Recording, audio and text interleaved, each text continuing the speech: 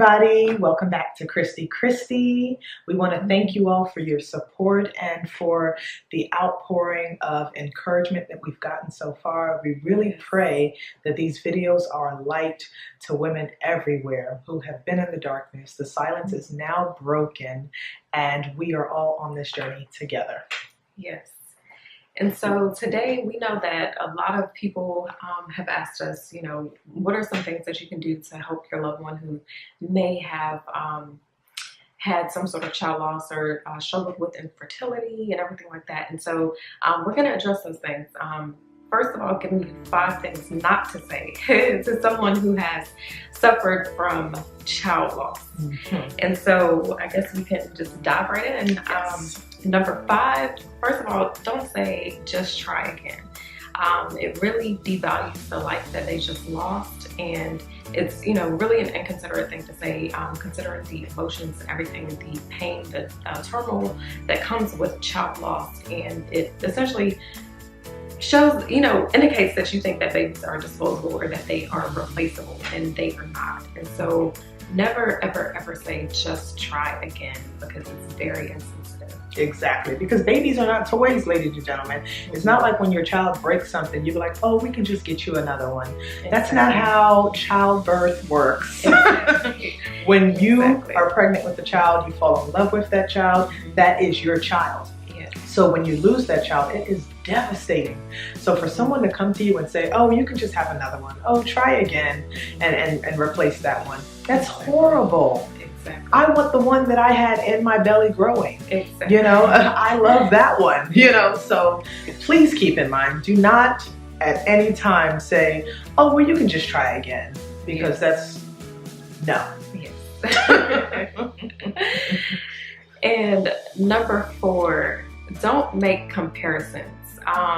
Even if you just lost somebody very near and dear to you, some people came to me and they were just like, oh, I just lost my mother, I just lost my father. And of course, as painful as that is, and the grief is real regardless of who you lose, it's not the same as losing a child that you had to give birth to. As in my situation, you had to give birth to a child.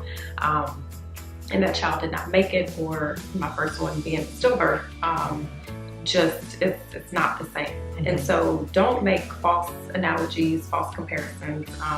Don't compare. Yeah. It's just better not to compare, even if you have been in a similar circumstance. It's not something that somebody who just dealt with a child loss wants to hear, any sort of comparison. I mean, just take it in a personal route. You wouldn't want someone comparing your life to theirs. You wouldn't want somebody comparing you to another woman, or comparing your husband to another husband, or whatever have you. So don't compare someone's loss to your loss, or loss you heard of. Oh, my cousin's sister's brother's wife lost a child, so I know exactly how you feel. No, you don't. No. You don't. And even in child loss, women, who have gone through child loss in different aspects of the pregnancy, it's not the same. Exactly. It's not the same. Not to belittle any loss, whether it be at 3 weeks, whether it be 3 months, whether it be in your 3rd trimester. All of the losses are very important. They make the same impact on, multiple women, but it's not the same. Exactly. So one thing we've always learned in counseling is never say, I understand. Because you don't. You don't understand how someone else processes loss, or someone else processes pain. So the best thing to do is, if you don't have anything to say, just don't say anything at all. Just be there in presence and silence. Exactly. I don't need your stories, your anecdotes, nothing. Just keep it to yourself. Be like, I'm praying for you, sister. Yes. And keep it moving. Exactly. And so that takes us to number 3. Don't say everything happens for a reason. As true as that may be, it's not helpful in the time when you're dealing with so much pain and so much emotions. Just hearing that, okay, there's a reason that you lost your child is not something that anybody wants to hear and wants to even try to, fathom, especially as a person of faith, that, this great, merciful, gracious God decided to take this child, or allow this child to die for a reason. That's not something anybody wants to hear. So try not to do things like everything that. happens. And that's, I feel like that's a famous cliche everybody likes to use for anything bad that happens. Oh, you were in a horrible car accident. Oh, everything happens for a reason.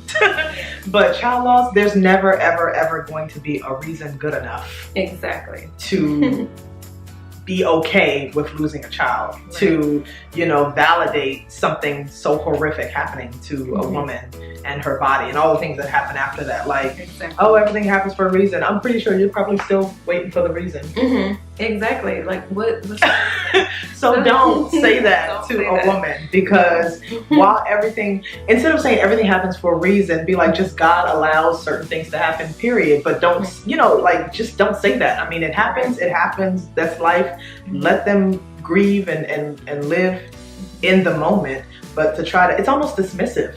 Yes. Everything happens for a reason, so, you know, get over it, girl. You know, like, it's almost dismissive. And you want to be careful with saying things like that, because it's insensitive. And if you're one of those people, just know that don't do it again. Just stop now. We're teaching you now. Don't do it. Don't say it. It ain't gonna work. Yes. And number 2, never say, at least you know you can get pregnant.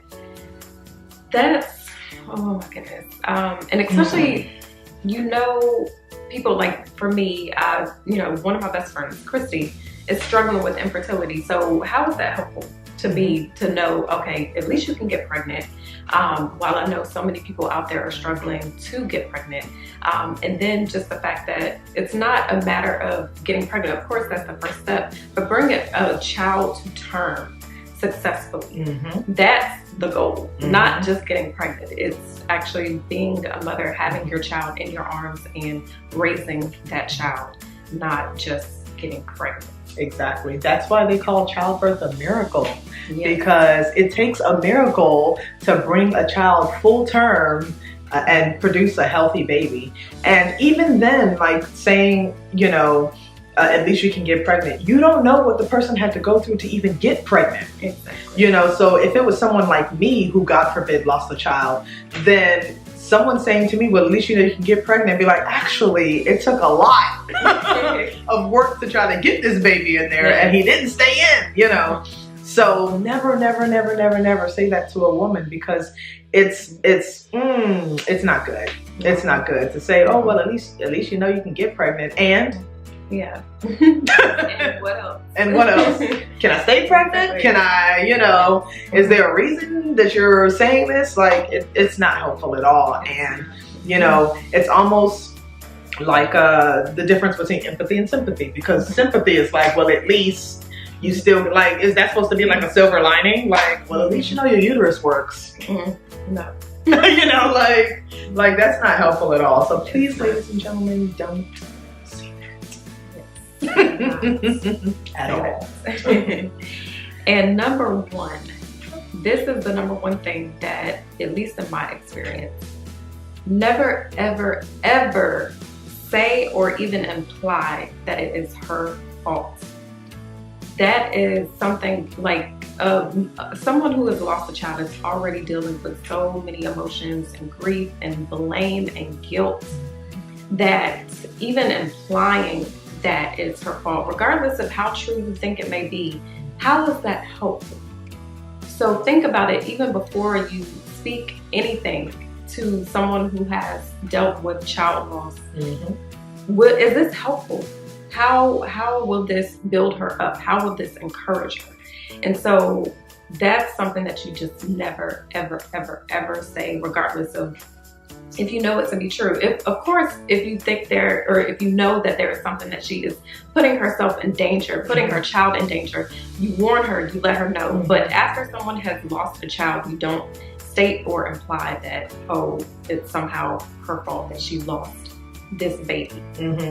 And don't ask dumb questions like, well, how was your diet? Or, you know, did you eat or drink anything? That's you implying that it was her fault. Right. So even trying to ask little questions to dig for some truth or dig for an answer, you're implying that you think it was her fault, and you're trying to figure out what she did wrong and trying to get her to think about what she did wrong to cause this child. The fact of the matter is, there is no rhyme or reason sometimes. You could be the healthiest person in the world and still suffer through child loss. Exactly. So never, ever, ever make a woman think that there's something wrong with her body, something wrong with her mind, something wrong with anything that she may have done that caused her to lose her own child, because it's not fair. And now the child is gone. Like Christie said, how is that helping her? How is that helping her to heal? How is that helping her to process grief and this loss? How is that going to help her to move forward, to be contemplating, oh, maybe it is something I did, or everyone else is judging me, right, and saying it's something that I did. right. You know, that's the last thing she needs to be worried about, is what other people think about her situation, especially as she's trying to heal from it. So please don't do it. Don't. Ever. Ever. Never, ever, ever. Ever. So as you are walking with your loved one through their grief, through their trauma after they have lost a child, just be there. Just be there and listen. And if they want to talk about the child loss, if they want to talk about even some of the guilt that they're feeling, just listen. Just listen. You don't even have to try to encourage, advise, or anything like that. Just listen and be there for them. And that is the main thing. Just knowing that they have your support, they have your ear, that they have just your presence, and someone that they can talk to, and someone that they can really just confide in whatever their emotions may be during their journey. And like Christie likes to say, and I love that saying, a hurt dog will holler. So if any of these 5 tips touched home for you, because it's something that you've said in the past, judge yourself and govern yourself accordingly. Exactly. Just know that it was done, you said it, just don't do it again, you know, and move forward with the knowledge that you now know. I'm stepping out of darkness into the light. I have been enlightened. And now I know how to proceed if, God forbid, I hope no one in your life has to deal with child loss, but it's something that happens in life. Yes. So you probably know someone or are connected to someone who knows someone who's gone through this. So each one teach one. Now that you know, teach someone else so that they can be, you know, a source of comfort and healing for their loved one, rather than ridicule and, you know, bitterness and all of the negative things. Love each other, guys. Yes, that's all. Be kind. Be kind. Be kind. Thanks for watching, guys. Tune in for the next 5 tips on what you don't say for someone suffering from infertility. Yes. Bye. See you next time.